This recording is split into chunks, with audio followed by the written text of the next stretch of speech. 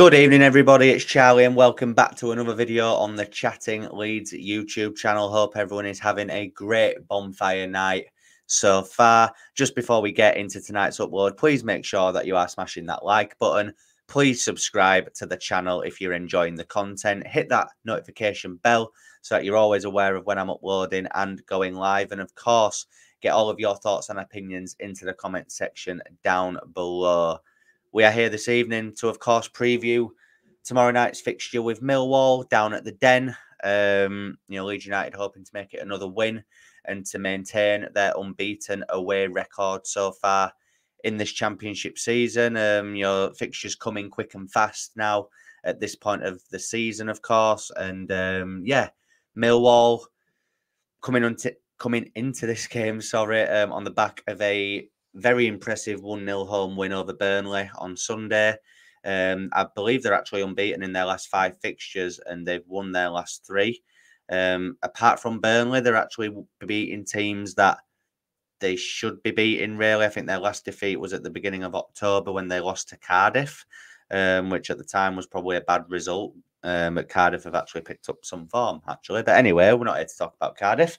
Millwall, obviously, coached by Neil Harris at the second time of asking. Proper sort of Millwall manager, isn't he? Right hard-faced git. So it'd be nice to get one over on him tomorrow night. And other than maybe Jake Cooper, Japhet Tanganga, and I think their forward is called Macaulay Langstaff, I'm quite arrogant and ignorant towards the rest of the championship. I don't really know what players play where. There's a few teams where I know a few of their players, but other than that, I have no clue. Our years in the Premier League have made me really arrogant towards the championship, which is probably wrong, but it's just what happened with me. So I'm not aware of many of Millwall's threats, I can't lie. So tactically, I'm unaware as to how Neil Harris sets them up. I think they'll be more happy with a point tomorrow than what we will be. And look, there's people on Twitter, probably other content creators who have maybe suggested that a point may not be the end of the world. And I can kind of agree where people are coming from with that. But at the same time, if Leeds United are wanting to get promoted automatically and potentially win the division, games like tomorrow are games that you need to win. I'm sorry. I don't care where Millwall are. I think Millwall are 7th in the league. So just outside the playoff spots on 19 points. But Millwall could be 2nd or top of the league. And I think Leeds should beat them. They're just that sort of team. You just need to go there and deal with them comfortably. Will we deal with them comfortably? Probably not. But any sort of a win tomorrow, I think, is definitely needed and definitely on the cards. I think we'll just sneak this game, guys. I really do. I think how Leeds have been playing recently, if you take the Bristol City game out of it, where both teams were absolute garbage, and a draw was fair that day, if you take that out of it, the Sheffield United game, excellent performance. We beat Coventry before that international break comfortably at home. We've just beaten Plymouth at a canter. Who else have we beaten recently? Watford at home, which Watford kind of gave us a little bit of a scare early on in that second half. But other than that, I thought we completely dominated that game as well. So we're not just winning games, we're winning them very comfortably at the minute. Albeit Plymouth were probably the worst team I've ever seen come to Ellen Road ever in my life. And I've seen some gash come to Ellen Road, but they were up there definitely. All that being said, like I say, guys, we're winning games very comfortably.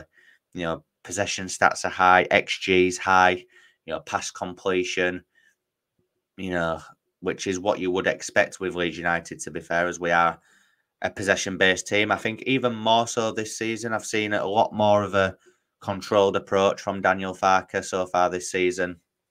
I mean, it's been quite impressive, actually. There was doubts of him at the start of the season, myself included. I did think, is Farke going to come unstuck again this season? But albeit, he's been forced into a change in midfield, due to the injuries of Ampadu and Gruev. But Tanaka and Rothwell, I said it on the last say the other night. I said it in my You know, my preview actually for the Plymouth game, that, you know, them two in midfield. Tanaka's just an absolute joke. Rothwell really stepped it up since he's come into the team. That partnership just works so well. Like I've said previously as well, you know, I was worried that because they're both quite attack-minded midfielders that they would get found out defensively, but they've took to the roles very, very well. Tanaka, great defensive work, good progressive passing of the ball, cool and calm under pressure, breaks things up nicely. Then you've got Rothwell again, lovely range of passing, can make, you know, runs up the pitch, you know, quick bursts up the pitch to help support the likes of Firpo and Nonto on that left-hand side. And yeah, look, I think the midfield just complements each other really well. Dan James being fit and back in the team is a huge bonus as well. I think he just adds something totally different for Leeds United in attack, and you know, he's really improved his end product, and it's good to see him finding some form. One player I do want to see a lot more from is Willie Nonto. I'm not saying he's actually been playing bad of late. I just think, you know, hasn't scored a lot of goals. Not a lot of assists, I don't think either, or even if he has, fair enough. But I just want to see more output from him going forward. Last few weeks, it just hasn't really clicked, whether that be his passing or his shooting completion. So I would like to see a lot more from Willie Nonto. I personally believe, and again, Brendan Aronson has been doing him really, really well. I nearly said amazingly then, but there has been a few off games. But, you know, overall, he has been very, very good in that 10 role.